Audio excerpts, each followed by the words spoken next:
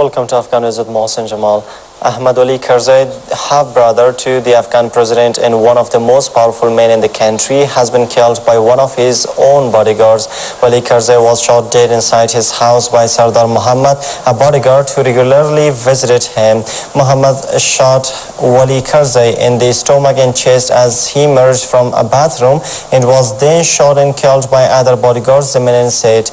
The Taliban claimed responsibility for the killing, calling it one of their biggest achievements, with its spokesman Yusuf Ahmadi saying that they had recently assigned a gunman to kill Wali Karzai.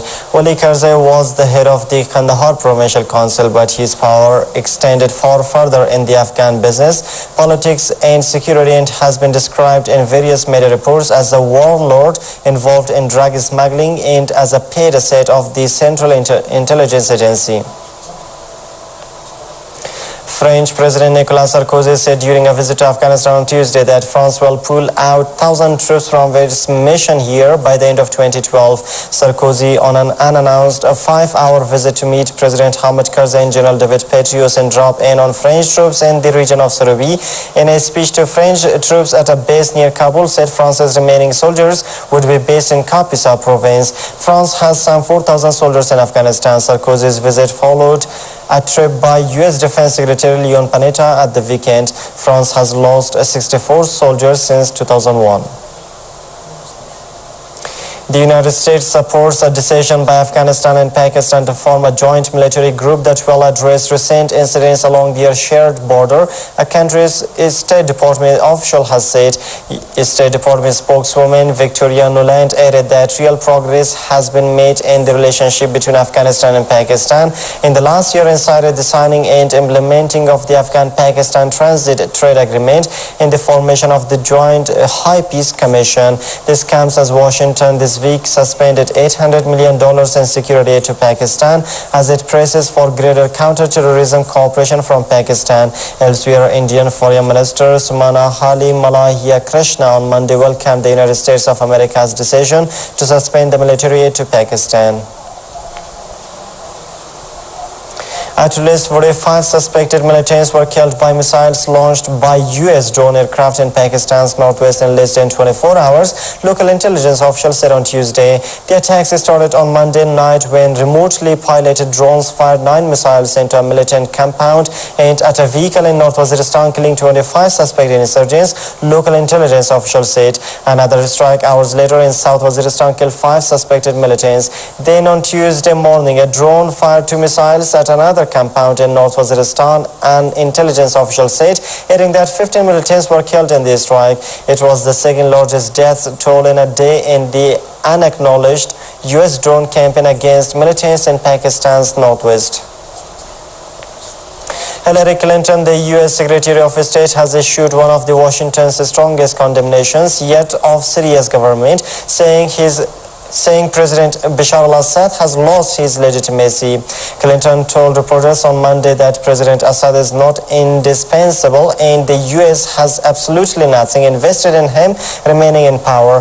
The comment comes hours after protesters loyal to President Assad attacked the U.S. and French embassies in the capital Damascus. Witnesses describing Monday's assault said the attackers smashed windows and raised a Syrian flag at the U.S. diplomatic compound. Following the embassy assault, the residence of Robert Ford, the U.S. ambassador, was also attacked by a mob. U.S. Defense Secretary Leon Panetta arrived in the northern region city of Arbil on Tuesday to hold talks with Masoud Barzani, president of the Kurdistan region, at the end of his trip to Iraq.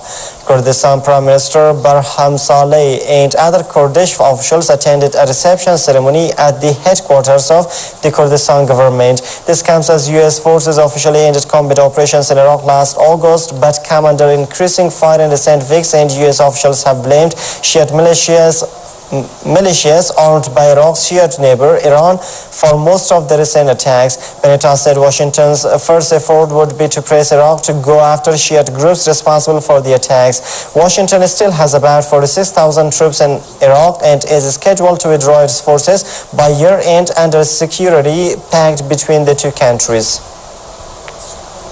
Gunmen have blown up a terminal of the Egyptian natural gas pipeline that supplies Israel and Jordan in a pre-dawn attack. Egyptian media reports say the explosion occurred east of El Arish, a city in Egypt's Sinai Peninsula, located about 50 kilometers west of the Israeli border. The governor of northern Sinai told local media on Tuesday no further details have been reported on the causes of the explosion or the damage incurred. A security guard and his family were injured in the blast, reports said on Tuesday, without citing its sources. No one has claimed responsibility for Tuesday's explosion. Divers searching a sunken tourist boat in Russia's Volga River have seen about 50 bodies, most of them children. An emergency situations ministry spokeswoman said. Yelena Smirnev, ministry spokeswoman, on Tuesday said that divers had not yet begun to remove bodies from the vessel's recreation room. Survivors said that many children had gathered in the room shortly before the boat, the Bulgaria, sank on Sunday. Russia is observing a day of mourning on Tuesday. The confirmed death toll stands at 63 as of Tuesday morning, but 64 people remain missing, and hopes are slim that any more survivors will be found. The 55-year-old double-decker boat was carrying 208 people, a load about 75% more than it was licensed to carry when it sank in water about 20 meters deep late on Tuesday, according to the Emergency Situations Ministry. In that, the United States President has said the possibility of his country defaulting on its debt is not acceptable and vote to reach a budget agreement by August 2nd. In a speech on Monday about the U.S. fiscal crisis, Barack Obama vowed to meet with Republican opponents every day until a deal is finalized. Obama spoke at length on his goal of reaching an accord with the leaders of the Republican-controlled lower house of Congress. The president was slated to resume talks on Monday afternoon with Republicans, the U.S. opposition party, to try to break a stalemate over reducing the country's $1.4 trillion deficit and facilitate an increase in the $14.29 trillion debt ceiling.